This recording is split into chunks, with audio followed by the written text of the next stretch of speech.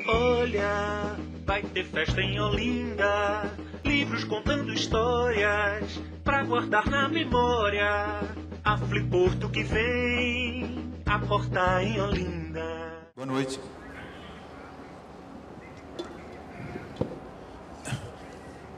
Bom, algumas palavras sobre o querido Alberto Dines. Nasceu no Rio de Janeiro em 32, é o que consta na programação. Jornalista há mais de 50 anos, dirigiu e lançou diversos jornais e revistas entre Rio, São Paulo e Lisboa. Foi editor-chefe do Jornal do Brasil durante 12 anos e dirigiu a sucursal carioca da Folha de São Paulo. Seus artigos são publicados semanalmente em vários países. Escreveu e organizou mais de 15 livros, entre eles Morte no Paraíso, A Tragédia de Stefan Zweig. E outro livro muito importante, Vínculos do Fogo, Antônio José da Silva, o Judeu. E tem uma importante atuação como observador e crítico da mídia no site Observatório da Imprensa, que também vai pela TV Brasil toda terça-feira. Inclusive, amanhã tem programa. Bom, dessas informações eu queria destacar são duas que vão ser muito interessantes para a nossa conversa. O período do Alberto Dines na Folha de São Paulo, e que tem um momento muito interessante, que ele escreve um artigo, inclusive criticando Paulo Maluf, e por uma certa circunstância ele teve que sair do jornal. Então, Paulo Maluf dessa grande contribuição ao nosso jornalismo, à nossa literatura, porque a partir dessa demissão, o Dines pegou o fundo de garantia e foi finalmente escrever o seu livro sobre Stefan Zweig, né? Que Morte no Paraíso, a Morte de Stefan Zweig. Bom, é interessante esse livro porque é justamente entre 80 e 80, final de 79, 80 e 81, são as pesquisas. O livro é publicado em 1981, a primeira edição, e em janeiro de 82 ele já está na segunda edição, né? Então há esse interesse envolvendo Stefan Zweig. Em 2004, ou seja, 20 anos depois, nós ganhamos a terceira edição, é uma edição robusta, muito mais completa, muito mais densa, uma terceira edição revisada e ampliada. Em 2006, nós temos novamente um desdobramento do livro, que é a publicação do livro Stefan Zweig no País do Futuro. É uma fotobiografia do livro. E aí o livro, o Stefan Zweig, vai ganhando outra dimensão. Em 2005 é lançado em Portugal o livro, em 2006 na Alemanha, e possivelmente em 2011 teremos a edição espanhola. Como disse o Dines numa conversa nossa hoje, de certa forma, uma vida termina, mas uma biografia nunca. Sobre o período dele no Jornal do Brasil, de 12 anos, aí eu vou resgatar, que é importante para o nosso encontro aqui da Fliporto, é um período em que ele convive com a Clarice Lispector. Então, tem um vínculo de amizade. Já tinham trabalhado juntos, de certa forma, no Diário da Noite, onde a Clarice fazia a página feminina, que já foi, inclusive, discutida aqui. E no Jornal do Brasil eles têm uma relação profissional de amizade, que a Clarice publicava aquela crônica famosa aos sábados, né? Então, tem um episódio, inclusive, que eles foram demitidos junto do Jornal do Brasil, né? É uma honra ser demitido junto com a Clarice Lispector. E também um episódio importante, que em 76 veio ao Recife, numa viagem com vários jornalistas, e a Clarice estava, e possivelmente deve ter sido a última viagem de Clarice ao Recife, porque ela morreu no ano seguinte. Bom, sem mais delongas, nosso querido Alberto Dines para a sua conversa com a gente. Muito obrigado, Samarone. Em primeiro lugar, eu quero pedir desculpas a vocês por estar usando esse tipo de microfone para uma deficiência. Eu não sei falar sem gesticular. Então, se tivesse que segurar o microfone, eu ia falar pela metade. Então, eu preferi... e os organizadores aqui do evento foram muito gentis e me deram um microfone que me dispensa de ter que segurar alguma coisa, e assim eu posso falar, não digo melhor, mas mais liberto. Por outro lado, quero também pedir desculpas por meter a minha colher num angu que não é o meu. Eu vim aqui para falar sobre dois visionários, um deles que viveu aqui no Recife, em Olinda, Mas eu queria falar também um pouquinho sobre Clarice Lispector. E não apenas por gentileza, para lembrá-la, mas é porque aqui nesse evento discutiram-se algumas coisas que repercutiram muito neste fim de semana no Rio e São Paulo. E lendo os jornais no sábado sobre aqui o evento, eu achei que eu poderia dar uma pequena contribuição, não muito grande, é claro, mas eu gostaria de falar um pouquinho sobre um dos aspectos que me interessa mais debater e aprofundar, que é o judaísmo, a condição judaica, a identidade judaica da Clarice Lispector. Isso tem a ver com essa viagem que o Samarone lembrou. Eu não tenho precisão, mas foi em 76, provavelmente ou meados de 76, ou no máximo no início de 77, porque ela morreu logo depois, em 77, e ela estava em excelentes condições físicas.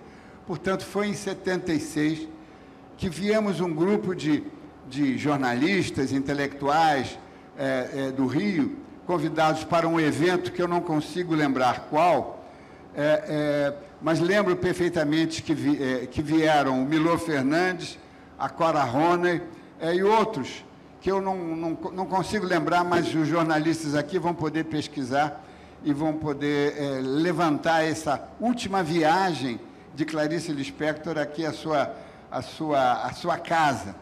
E eu me lembro que no avião, conversando rapidamente com ela me disse: eu estou muito feliz que eu vou reencontrar a minha família e eu estou doida para comer umas comidas judaicas, sobretudo um gefilte fish, que é o peixe recheado à moda judaica, que eu tenho muita saudade. Então, isso me marcou muito. Evidentemente que o fato de ela ter saudades de alguma comida não é um fator de identidade, mas tem aí um elemento, uma referência cultural que a gente não pode desprezar. E lembro também que quando ela já estava mal no hospital, e ela não deixou que nenhum amigo homem a visitasse. Ela era tão vaidosa, que as amigas podiam ir ao hospital. Os amigos homens estavam proibidos. Mas uma grande amiga dela, a Rosa Cass, que é viva, jornalista, me contou. Eu ligava para ela para saber sobre a Clarice, e ela me disse: olha, ela falou com o médico e pediu ao médico para que lhe autorizasse a comer o pepino azedo, também uma especialidade europeia, judaica, e ele autorizou. Né? É claro, de novo, que esses não são elementos decisivos para marcar uma identidade, mas tem a ver um pouco com o seu pertencimento, as suas referências iniciais da sua vida, pouco antes de morrer, e ela sabia certamente que ela não ia resistir, ela pede para comer um pepino azedo. Eu poderia apresentar outros dados que marcam a identidade judaica da Clarice, e não apenas, por exemplo, o seu forte, a sua forma de dicção, onde ela carregava muito no R, porque isso é próprio de muitos imigrantes, mas é próprio também de muitas pessoas nascidas no Brasil, de raiz portuguesa ou espanhola. Não é uma comprovação, mas tem ali um certo elemento de dicção, de caráter até prosódico, em que ela carregava muito, mas muito mesmo, no R.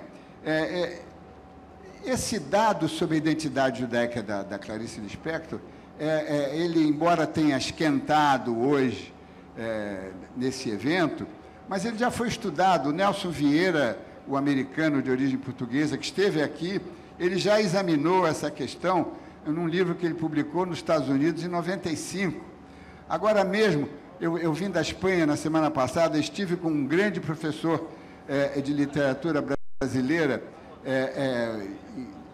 espanhol, Antônio Maura, que certamente um dia será convidado a vir aqui, porque ele se debruçou sobre a vida e a obra de Clarice Lispector, e ele publicou, está terminando a publicação, a preparação da sua tese de doutorado, que ele chama Las Moradas de la Pasión, onde ele faz um paralelismo entre a obra A Paixão segundo GH, de Clarice Lispector, e a obra de Teresa de Jesus, Las Moradas.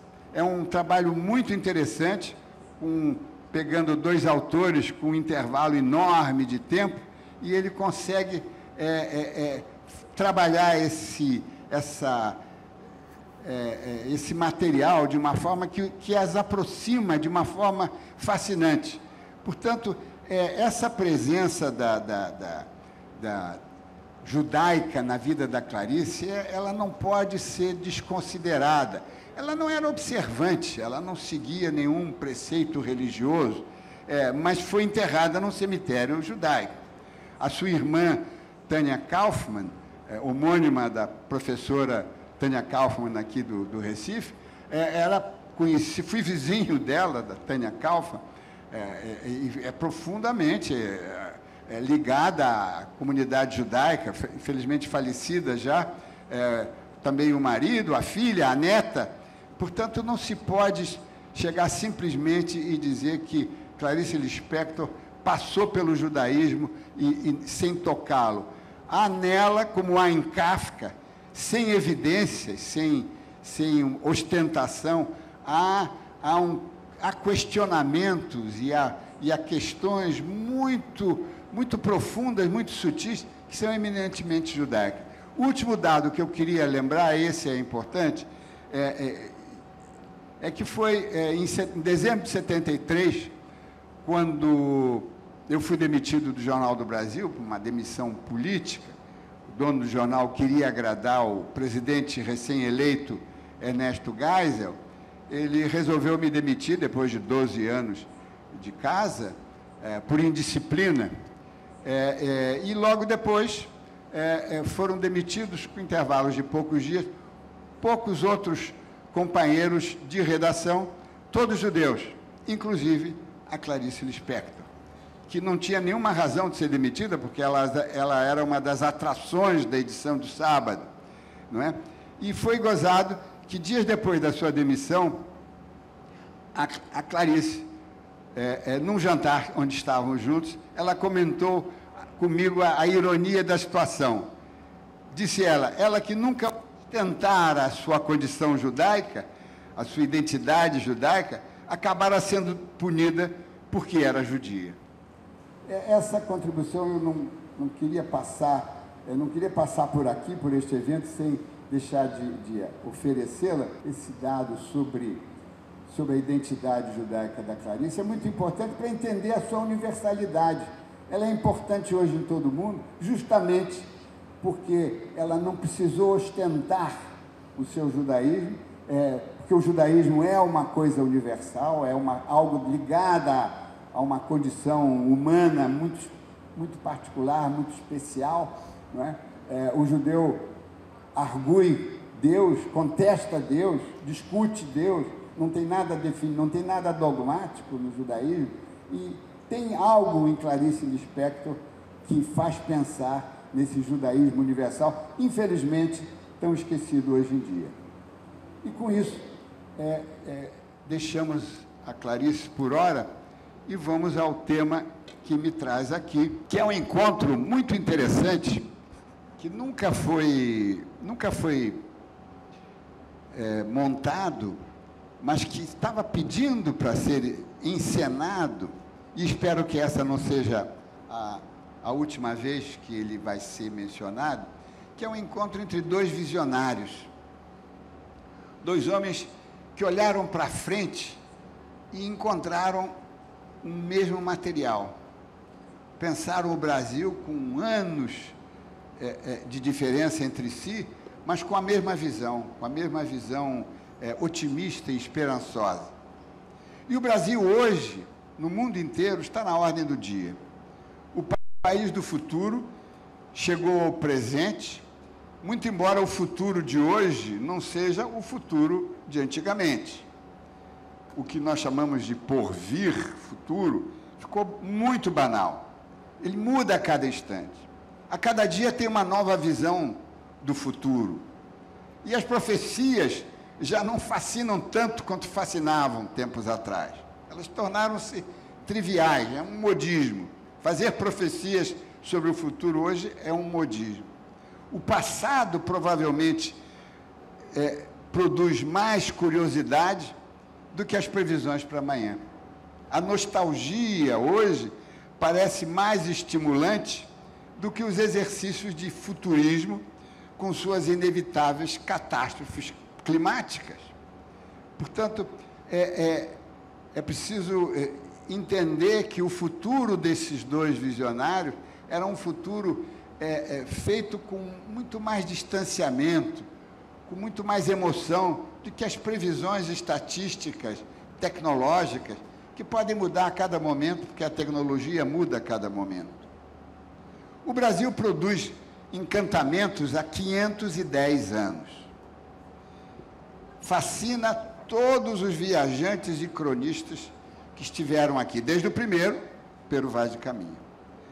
2 desses testemunhos sobre os personagens de hoje merecem ser pinçados e comparados e transformados numa viagem literária.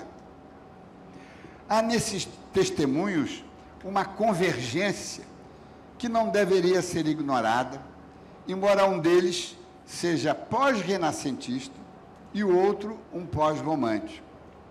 Um é pré-iluminista, outro é pós-iluminista, mas ambos são humanistas, à sua maneira, com 3 séculos de intervalo entre eles.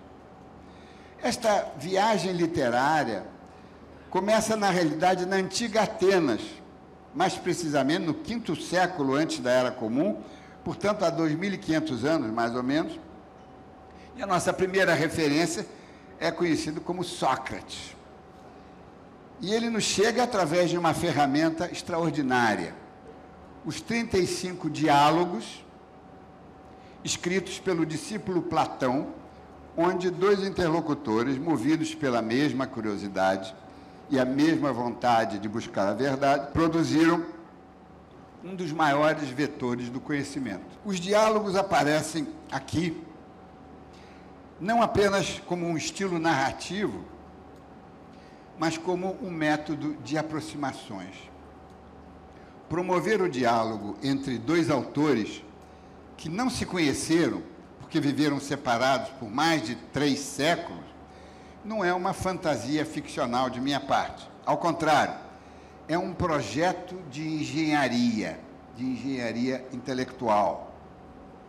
E essa ponte, esse projeto de engenharia, tem um dos seus pilares na antiguidade, ainda mais anterior à Grécia, no tempo em que os hebreus escaparam do Egito.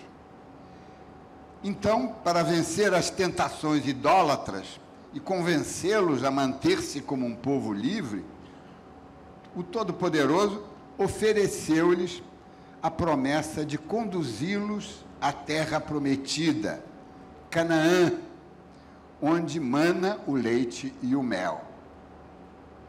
A busca de réplicas dessa terra prometida, dessa terra da promissão, nos trazem a esta Olinda e nos oferece um jogo de espelhos, onde esses 2 visionários, separados por 323 anos, reinventaram o Brasil. Plutarco, com as suas vidas paralelas, teria adorado as simetrias e assimetrias entre esses 2 autores. Um chama-se Ambrósio Fernandes Brandão.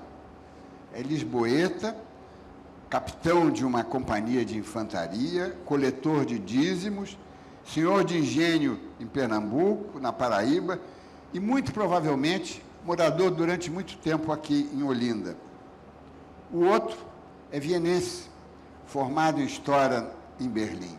Ambos judeus, ambos perseguidos pela mesma intolerância e, talvez por causa desta intolerância, obcecados pela tarefa de encontrar um Éden, uma terra da promissão, onde, além do leite e do mel, os homens pudessem conviver em paz com as suas diferenças. Eles têm praticamente a mesma idade quando concebem a sua utopia. Zweig tinha 59 anos e Ambrósio Brandão, era um pouquinho mais velho, 63. Ambos cultíssimos, informadíssimos, representantes da melhor qualidade da cultura do seu tempo, em alemão Zeitgeist. Esses visionários chegaram até nós, porém envolvidos por dinâmicas e por enigmas diferentes. E hoje se encontram aqui pela primeira vez. E espero, como disse, que não seja a única nem a última. Este encontro entre Stefan Zweig e Ambrósio Brandão, ele clama para ser encenado, ou para ser filmado.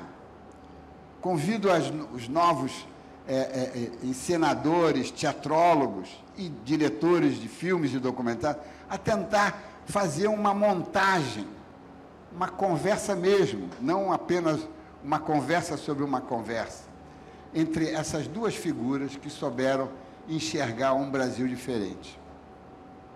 Quando Stefan Zweig passou por Recife e Olinda, em janeiro de 1941, ele era um dos autores mais lidos e traduzidos do mundo.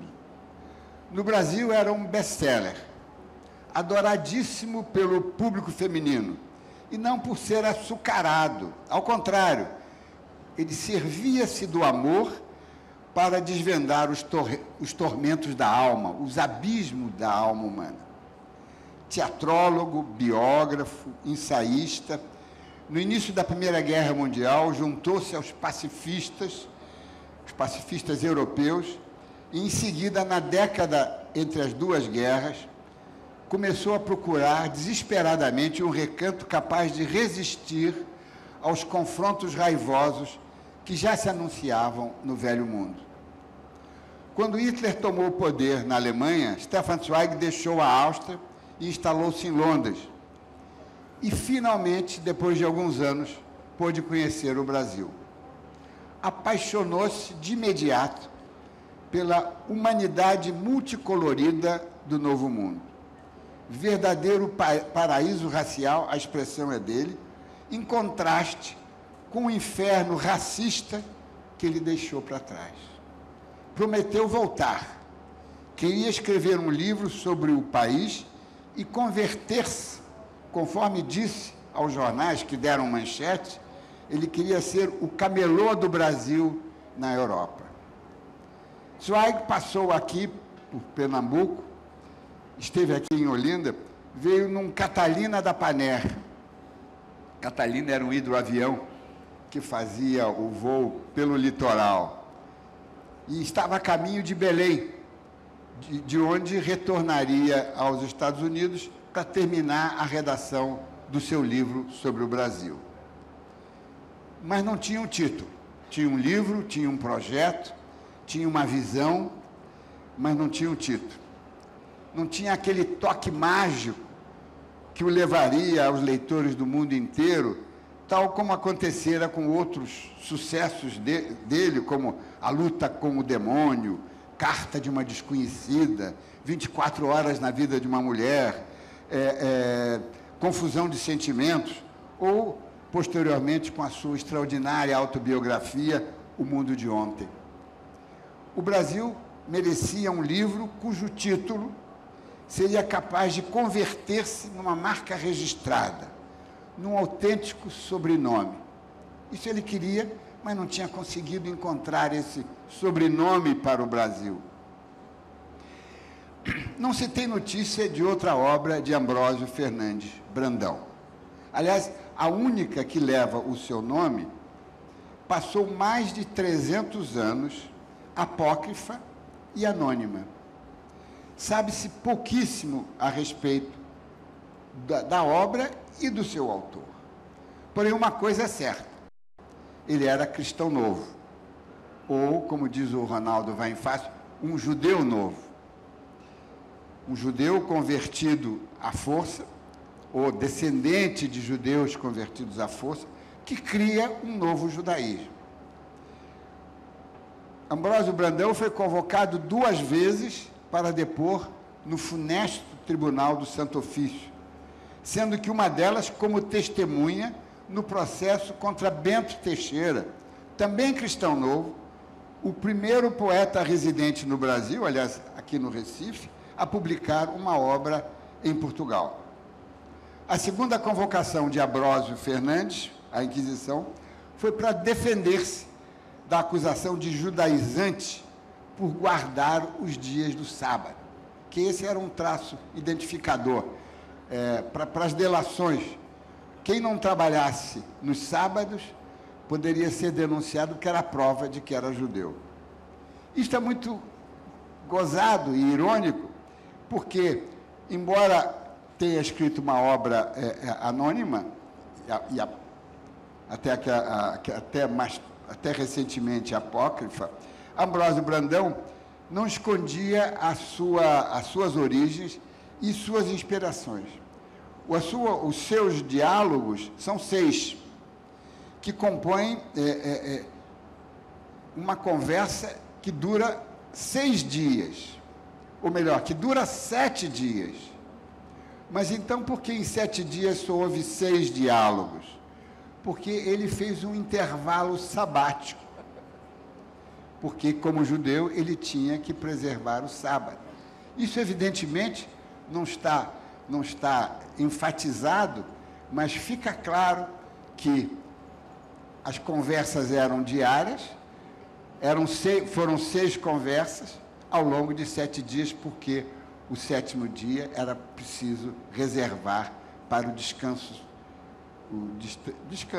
eu não digo religioso, mas o descanso intelectual. Além disso, fica patente que Ambrósio Brandão, a par de seus profundos conhecimentos de cosmografia, medicina e ciências naturais, ele conhecia o idioma hebraico, conhecia o Velho Testamento, que cita com muita frequência, ao contrário do Novo Testamento, rigorosamente ausente no seu relato. Stefan Zweig, por sua vez, jamais teve problemas com a sua ascendência judaica. Jamais foi perseguido por isso. Ao contrário, na sua Viena natal, segundo as suas próprias palavras no seu livro de memórias, 9 em cada 10 intelectuais eram judeus.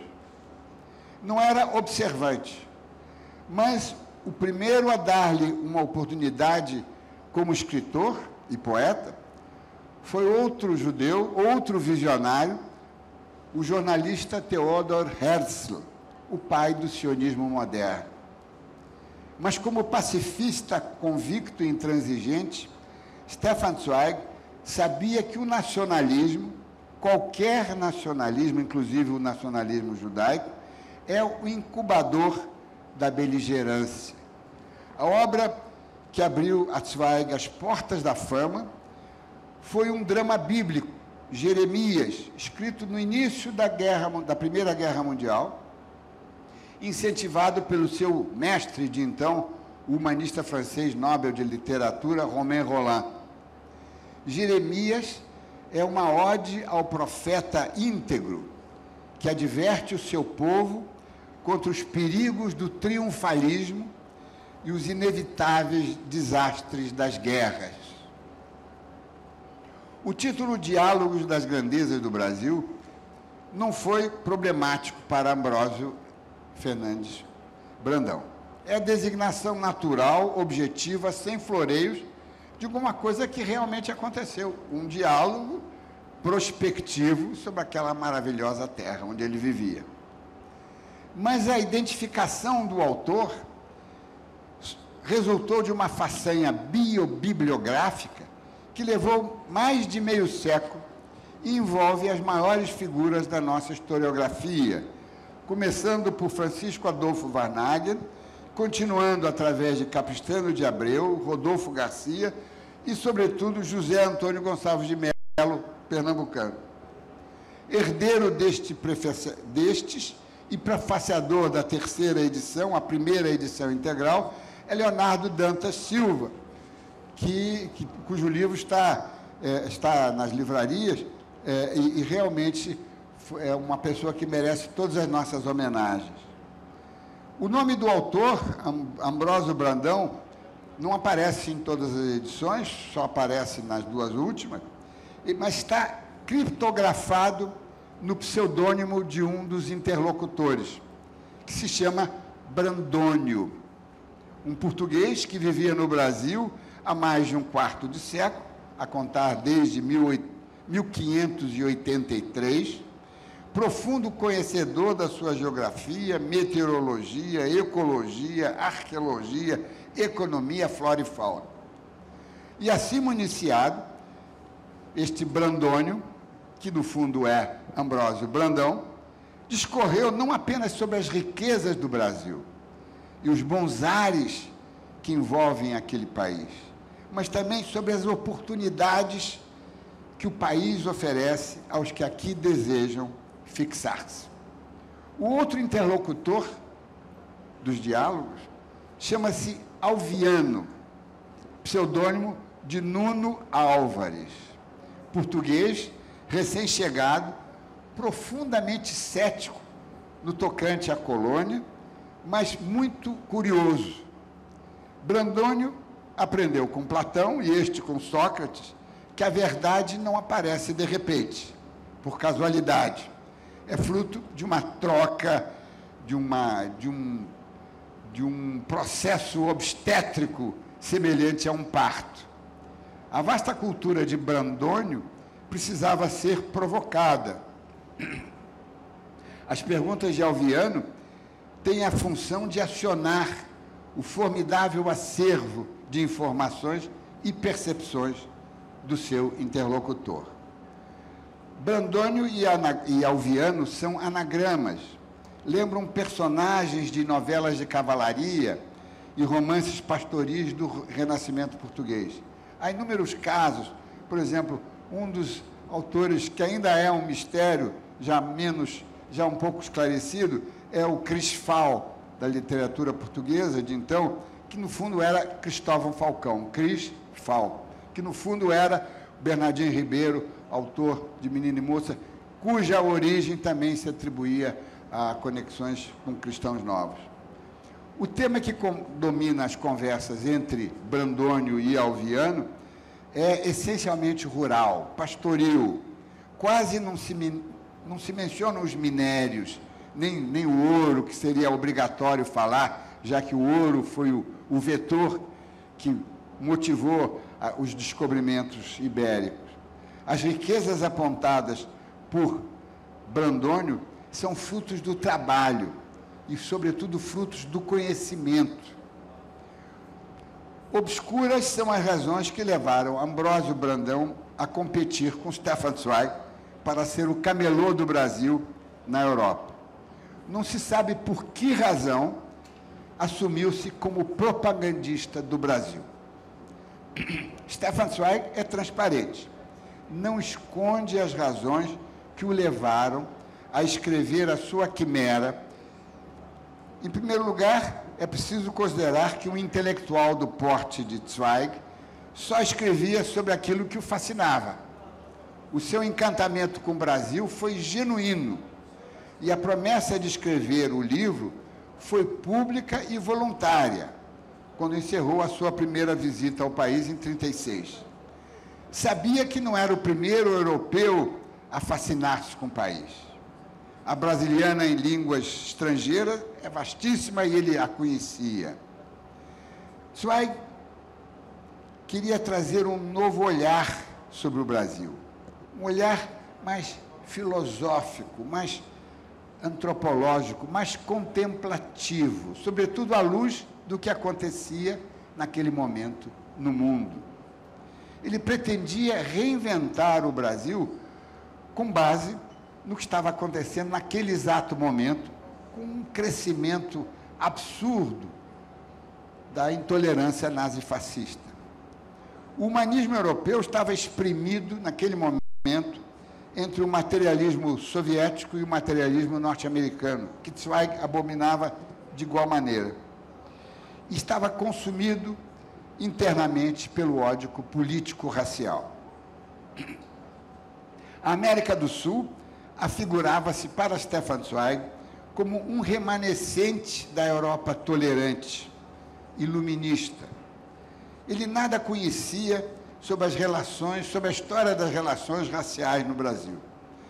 Mas a miscigenação que ele flagrou no Rio de Janeiro e na volta, quando ele voltou para a Inglaterra, ele parou aqui no Recife, transformaram Stefan Zweig numa espécie de militante freiriano, embora ele nunca tivesse lido os livros de Gilberto Freire. E aqui eu faço um parêntese muito interessante, que tem muito a ver com a vaidade de Gilberto Freire, e merecida, aliás. Quando eu preparava a primeira edição do Morte no Paraíso, foi em 1980, e quando eu vi que o Stefan Zweig era tão fascinado pela harmonia racial que ele percebeu no Brasil, eu, evidentemente, pedi a Gilberto Freire que me concedesse um depoimento sobre Stefan Zweig.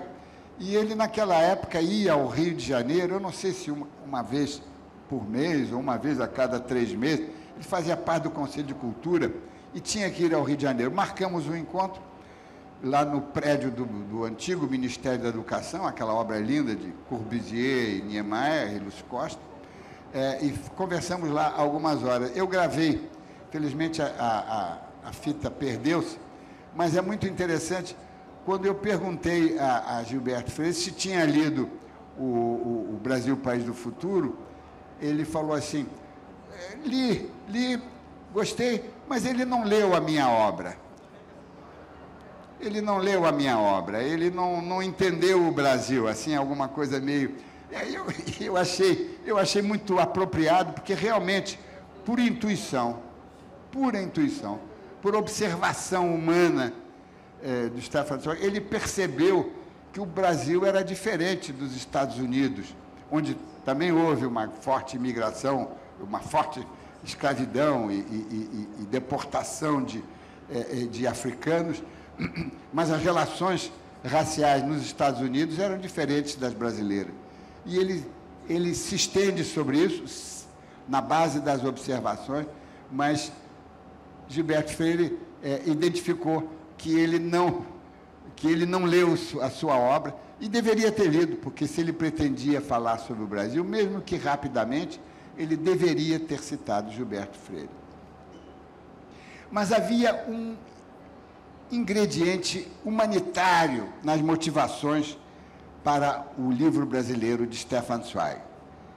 Porque a partir do momento em que ele deixou a Áustria e se fixou em Londres, ele aproximou-se de um movimento que estava sediado em Londres, que era, digamos, de certa forma, oponente ou paralelo ao sionismo, que era um movimento chamado territorialismo, empenhado em encontrar um santuário imediato para as massas de refugiados judeus, ameaçadas desde 1933 pela pregação nazista. Brasil, Argentina, Angola, Austrália, Canadá tinham vastos espaços territoriais inabitados, careciam de mão de obra, e na Europa acotovelavam-se desesperados milhões de perseguidos pelo nazifascismo. Diferentemente dos sionistas, que pretendiam estabelecer um lar nacional na Palestina, esse movimento pretendia apenas, não confrontava os sionistas, mas pretendia apenas um santuário territorial, sem qualquer comprometimento institucional, apenas para salvar vidas. Uma rápida leitura na introdução e no capítulo sobre a economia brasileira mostra a insistência de Stefan Zweig na necessidade de abrir as portas do país aos refugiados europeus, e com isso ele confrontava, com uma certa dose de coragem, o rigor e a desumanidade da política imigratória do Estado Novo de Getúlio Vargas. Mas é preciso admitir que Zweig foi levado também ao livro por um motivo muito pessoal. Ele estava com medo. Quando a guerra começou em setembro de 1939, as anotações que fez no seu diário eram tranquilas, quase flegmáticas, como se fosse o inglês que observa o tempo, o outono, e não estava assustado. Mas em maio de 1940, pouco mais de um semestre depois, no auge da Blitzkrieg alemã, diante da iminência da derrota da França, Stefan Zweig teve a certeza de que as tropas nazistas atravessariam facilmente o Canal da Mancha. Então ele apavorou-se, entrou em pânico, chegou a adquirir um frasco de... sentia-se mais à vontade manuseando o passado. Mas como o país vivia o seu primeiro surto de crescimento, não poderia passar ao largo dos fatores econômicos.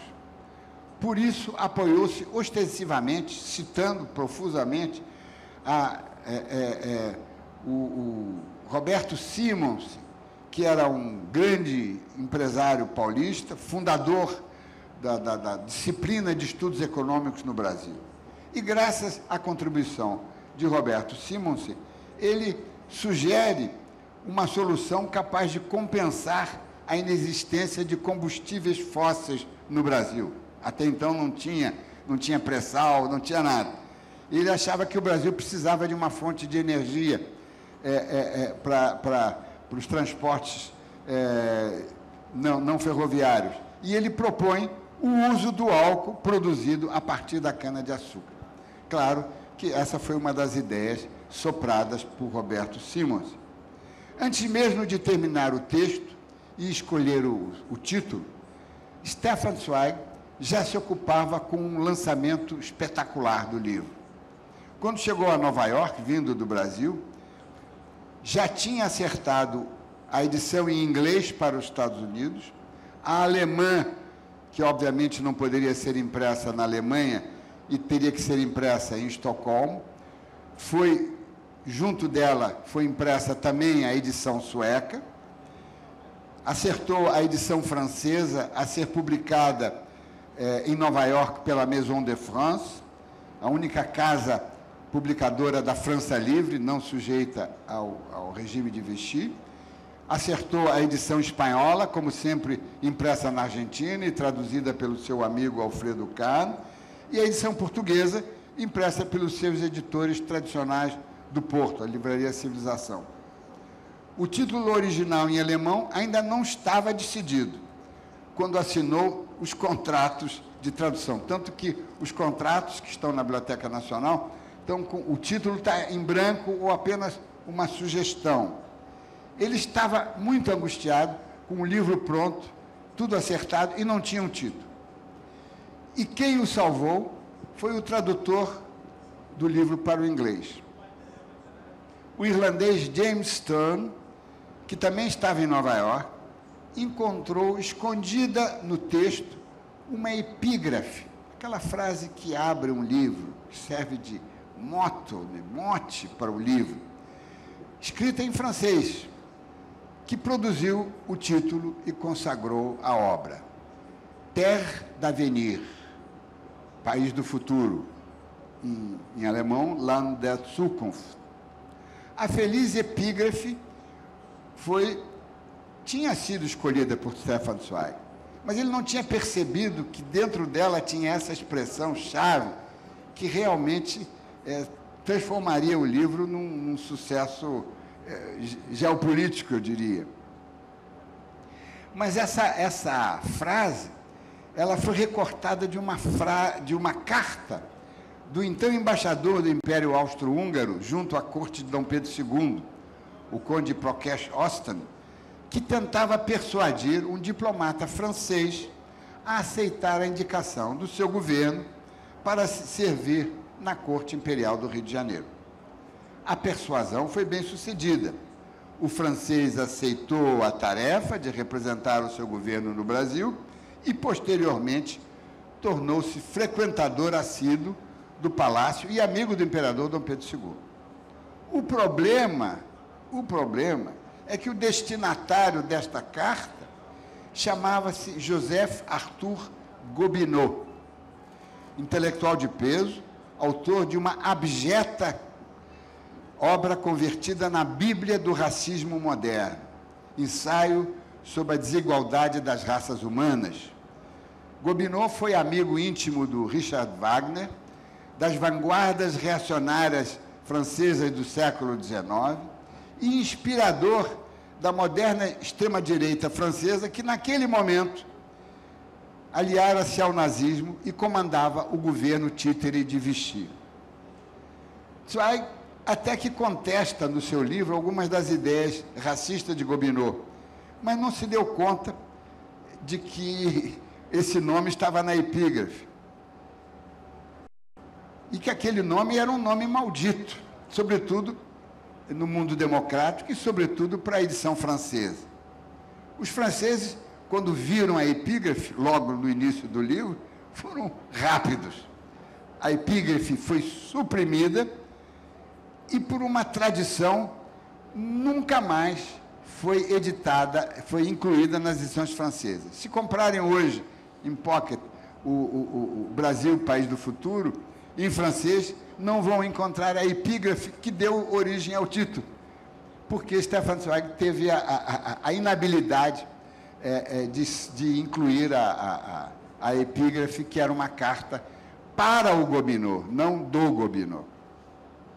O leitor francês, portanto, ignora até hoje que o feliz título foi concebido em sua língua para persuadir um convicto racista a conhecer aquela terra cordial e absolutamente tolerante. Nas edições póstumas brasileiras, a epígrafe foi igualmente suprimida, por solidariedade à França progressista. Só na última edição, agora em tamanho pocket, é que essa história foi contada num prefácio e a epígrafe foi restabelecida. Esta foi a menor das infelicidades. Houve infelicidades maiores. Quando o livro foi lançado no Brasil, em agosto de 1941, com um inusitado aparato publicitário, começou a correr o boato de que Stefan Zweig fora comprado pelo famigerado DIP, Departamento de Imprensa e Propaganda do Estado Novo. Como a imprensa estava censurada pelo mesmo DIP, o boato não foi contestado. Ao contrário, dele se serviu o diretor do influente Correio da Manhã, Pedro Costa Rego, para uma inusitada cruzada na página de opinião do jornal. Cooptado pelo Estado Novo, Costa Rego não ousava criticar o governo, preferiu criticar o escritor numa série de 5 artigos consecutivos, preconceituosos, eivados de ironias, sobretudo de ironias contra os estrangeiros. Quando Zweig retornou ao Brasil, seu canto de amor ao Brasil estava transformado numa penosa experiência. Ele não era um polemista, não respondeu aos críticos, muito menos ao Costa Rego, e numa entrevista tentou defender-se, afirmando que em 40 anos de vida literária jamais escrevera uma linha sequer que não tivesse saído do fundo da sua alma. Infelizmente, ninguém leu a entrevista, porque a revista Vamos Ler, onde se defendeu, fazia parte de um grupo de publicações encampadas pelo governo. Matou-se 6 meses depois, em Petrópolis, junto com a segunda mulher, ex-secretária, uma semana depois do Carnaval. Não ficou magoado com a recepção ao livro que lhe custou tanto escrever. Seu texto final, explicando as razões do gesto extremo, tem o título em português, é a única obra de Stefan Zweig que tem um título em português, chamado Declaração. E 1/3 das suas 21 linhas manuscritas ocupa-se em agradecer a hospitalidade dos brasileiros. Nenhum dos seus biógrafos percebeu que o suicídio ocorreu 3 dias depois do torpedeamento do primeiro navio brasileiro por submarinos nazistas. O rabino do Rio de Janeiro não o considerou um suicida, mas um dos caídos na guerra. Em agosto de 2011, agora, Brasil, País do Futuro completará 70 anos de publicação. Apesar do tempo transcorrido, só recentemente deixou a categoria dos títulos malditos. País do Futuro já não é uma alcunha, um sinônimo de País do Nunca, nem é visto como uma miragem que jamais se materializa. Também ninguém se lembrou de mergulhar na leitura do Diálogo da Grandeza do Brasil para perceber que Ambrósio Brandão foi o primeiro, em 1618, a explicar por que Olinda chama-se Olinda, que é uma expressão Olinda. Portanto, o País do Futuro e Olinda tem a ver com esse visionarismo desses 2 europeus que fugiam das perseguições e se abrigaram no Brasil.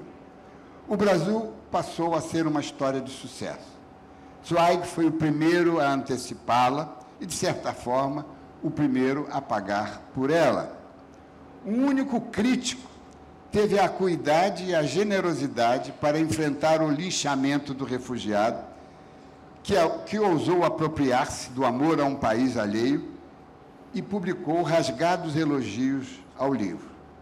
Este crítico, simpático, generoso, foi o pernambucano Osório Borba, escritor, tradutor, militante político, um dos fundadores do primeiro Partido Socialista Brasileiro. E ele encantou-se de tal maneira com o encantamento de Stefan Zweig pelo Brasil, que sugeriu, de bom humor, que Stefan Zweig adotasse como pseudônimo a tradução portuguesa do seu nome, Estevão Ramos. Junto com Brandônio, Estevão Ramos poderia escrever diálogos sobre a tolerância.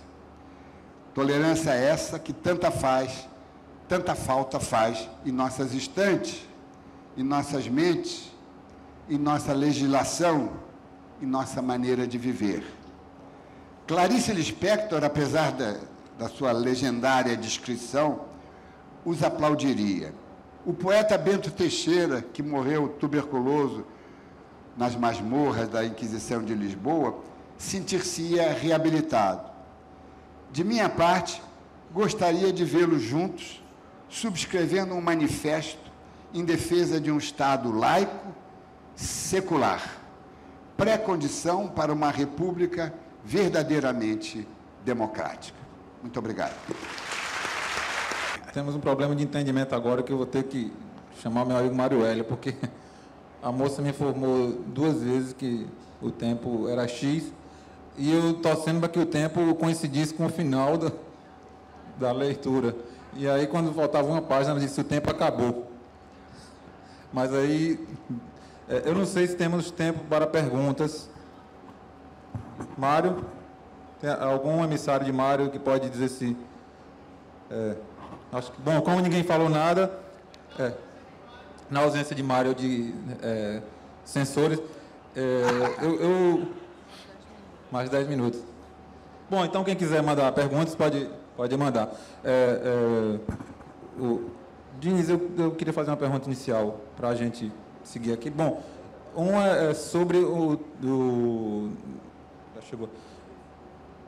Tem um momento importante no livro, que inclusive eu acho que é muito simbólico, que é uma foto que é do dia 3 de setembro de 1940, que o Stefan Zweig vai numa escola judaica, no Rio de Janeiro, visitando o Rio de Janeiro, escritor famoso, e há uma comoção na escola, e os alunos são todos chamados para uma foto com o Stefan Zweig, e todos os alunos são orientados a ficar olhando para o fotógrafo, e apenas uma pessoa está olhando para o Stefan Zweig, que é o Alberto Diniz, né? Então, Essa foto, ela está no livro, que esse livro maravilhoso, bom, aí a questão é, o livro provavelmente nasce, talvez, desse primeiro olhar. Bom, né? E outra questão, outra perguntinha rápida transparece no livro um engano, talvez, do Stefan Zweig no Brasil, um engano com esse paraíso, não? Ele realmente, não é que ele enganou-se, ele auto-enganou-se, sim. Ele achava que tudo seria perfeito para ele, que o Brasil reunia as condições mais do que os Estados Unidos para ser o seu santuário enquanto durasse a guerra. Primeiro porque ele achava que o Brasil estava longe da guerra e ele tinha pavor da guerra. Não é à toa que ele se mata, é uma suposição minha, poucos dias depois de que a guerra tenha chegado ao Brasil com o torpedeamento do Buarque, o primeiro barco brasileiro afundado pelos nazistas. Então, ele sabia que não era um país como os Estados Unidos, que não era um país como a Inglaterra, onde ele tinha uma casa, mas era um país que estava longe da guerra, e ele queria ficar longe da guerra. Ele achava que era um país pacífico, ele achava que era um país voltado para a convivência, tanto que ele começou a estudar português, esforçar-se para ouvir rádio, para melhorar, porque ele falava muito bem espanhol e italiano, a mãe dele era de origem italiana. Então, ele estava procurando se adaptar ao Brasil. Mas a tristeza foi muito grande.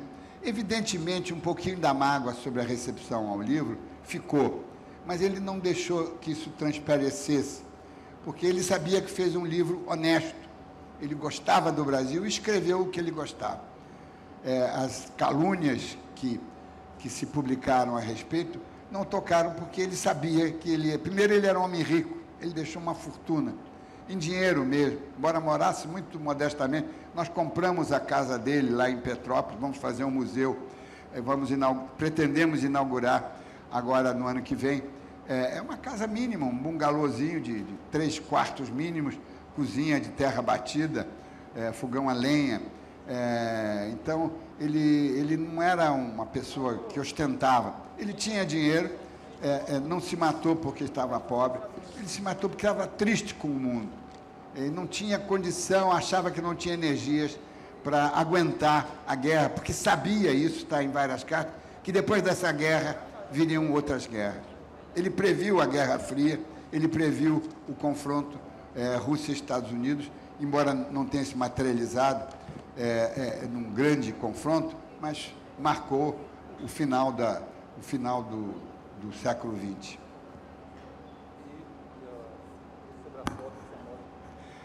A foto é gozado, porque uma criança de 8 anos, evidentemente, não tem obrigação de saber quem é essa figura que vem visitar a escola, um escritor, né? Eu estava no 3º ano primário, com 8 anos naquela época, você está no 3º ano primário. Mas eu já sabia quem era Stefan Zweig, porque quando ele veio em 1936, 4 anos antes, ele autografou uma fotografia dele para o meu pai. E essa fotografia autografada estava no escritório do meu pai, assim, em lugar de honra. E eu sabia que era um grande escritor, e de repente esse grande escritor que está pendurado ali, é a única fotografia que tinha, assim, fora de família, eu sabia que esse escritor era importante. E de repente ele entra na escola. Então, eu tive noção da transcendência daquele momento. Isso, evidentemente, ficou, nunca esqueci. Eu não posso dizer que tenha sido a alavanca, mas em cima desse material, e ao longo da minha experiência como jornalista, observador da vida brasileira, nós estávamos numa ditadura em 79, que ainda não tinha se esgotado, eu achei que interessante fazer um paralelo entre a ditadura do Estado Novo e aquele final de ditadura militar, que foi muito penoso. Então, esse foi o paraíso onde Stefan Zweig morreu. E esse título foi bolado num livro, numa sátira que eu escrevi para o Pasquim, um livreto editado pelo Pasquim, chamado E Por Que Não Eu? E tinha dentro, numa determinada passagem, uma frase assim,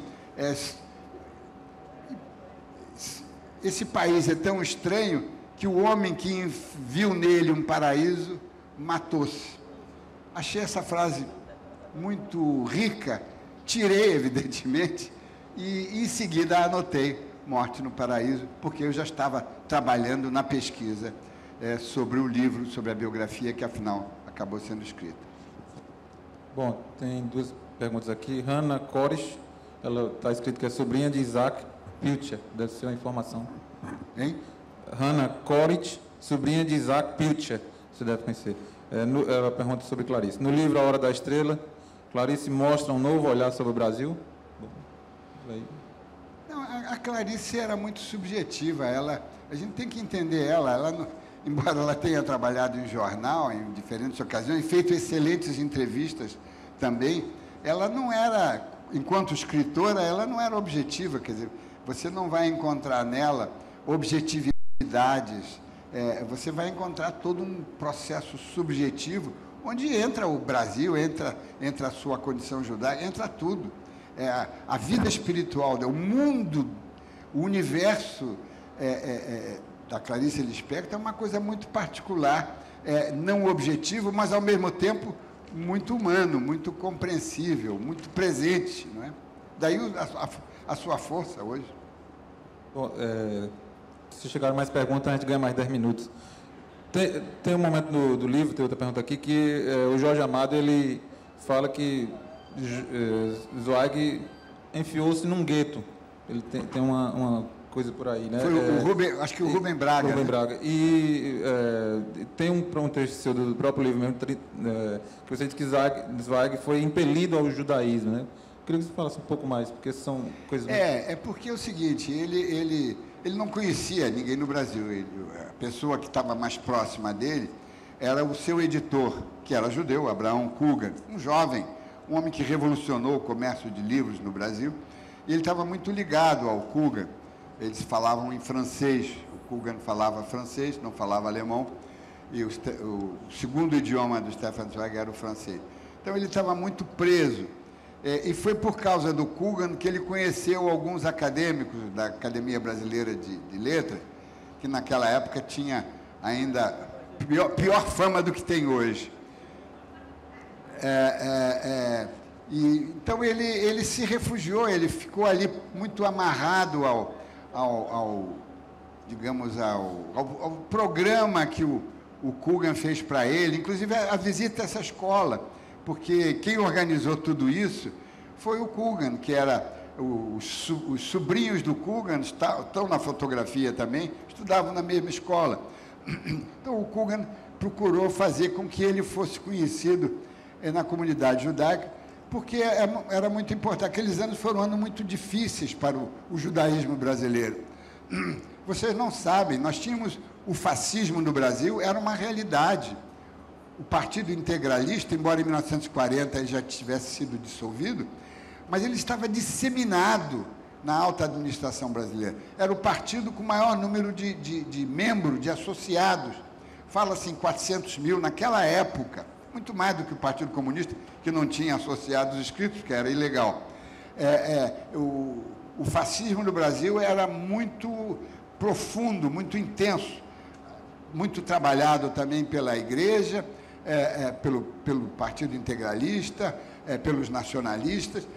Então, o Coogan tinha interesse em mostrar que o Stefan Zweig era um judeu. Esse escritor famoso que veio ao Brasil era judeu. Ele tinha uma razão política, eu diria, para aproximar Stefan Zweig da comunidade judaica, para tirá-la dessa marginalização em que ela vivia e do medo, porque muitos judeus foram presos, judeus de esquerda, naturalmente. Olga Benário tinha sido mandada para um campo de concentração em 1936, porque era judia, não é? Mulher de Preste. Então, houve uma intenção política do Coogan de aproximar o Stefan Zweig da comunidade judaica para que ela se sentisse animada, não é? E aí, por isso que o Rubem Braga diz que ele ficou enfurnado num gueto, com certa razão, não é uma queixa do Braga. Bom, tem mais uma pergunta aqui. Qual a diferença que faz entre jornalismo, reportagem investigativa e literatura investigativa? Bom, aí eu queria só emendar, porque eu vou pegar a carona, para saber um pouco como foi a recepção do livro publicado, quando ele foi publicado na Alemanha. Quer dizer, um brasileiro escrevendo a biografia de um escritor austríaco. Olha, foi natural.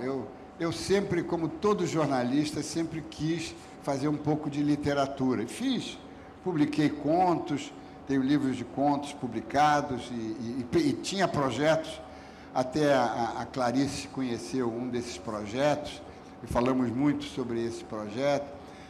Eu tinha projetos literários mesmo, mas quando eu decidi escrever a biografia do Stefan Zweig, eu percebi que era uma oportunidade que eu tinha de, em vez de trabalhar de madrugada ou no fim de semana, num conto, uma coisa assim escondida, esporádica, eu tinha a oportunidade de fazer